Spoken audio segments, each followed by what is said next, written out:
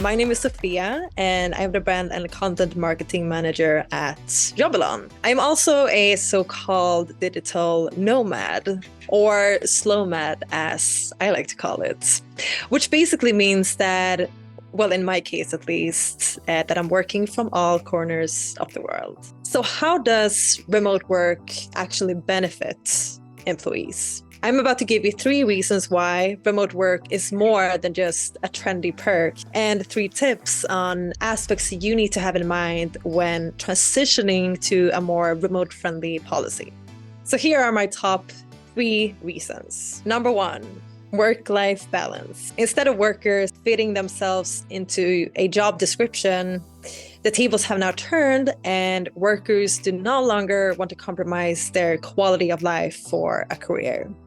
Whether that means more quality life with their family, squeezing in a surf session early in the morning, or just not having to do the daily 2-hour commute.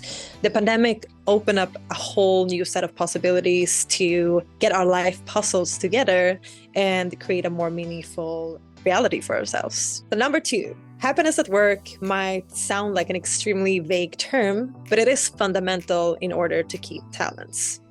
And if you allow your employees to work in an environment and in a way that suits them best, you're also allowing them to be more free in terms of how to live.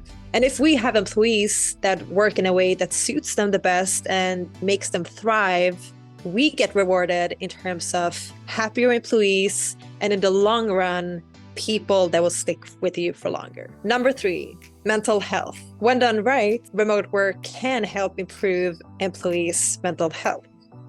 The office can be a fantastic place to work from, but it's not a place for everyone. So by embracing remote work, you're also enabling more of a flexible life. And research even show that 97% of people that are working remotely are experiencing a positive impact on their quality of life. So how do we cultivate a sense of culture in a remote-friendly setting? I believe that every company who has adjusted to this new norm is struggling with this. As a remote work expert, here are my 3 top tips that are crucial if you want to adapt to this new era successfully. The key to seamless remote work remains the same. It's all about transparency and communication. To have transparent conversations about everyone's preferred communication style. And that might seem like a waste of time. However, once you're sure about how a team member prefers to give and receive feedback and how they like to communicate digitally, you'll save a ton of energy, and not to mention time. And you will also strengthen your team dynamic like never before. It's easy to believe that complex challenges require complex solutions. But when it comes to cultivating a sense of belonging within our teams, I believe that it's all about the simple moments. It's all about adding that human touch into our everyday work life. When we're having our weekly meetings, when we're having our one-on-ones, and when we're having our company meetings, to make sure that we're not only talking about the work agenda, but also make sure to check in with one another and to talk about everything that's going on outside of work. Communication that doesn't happen in real time is what we generally call asynchronous communication. Not the easiest word to pronounce. And this is especially important for teams across time zones.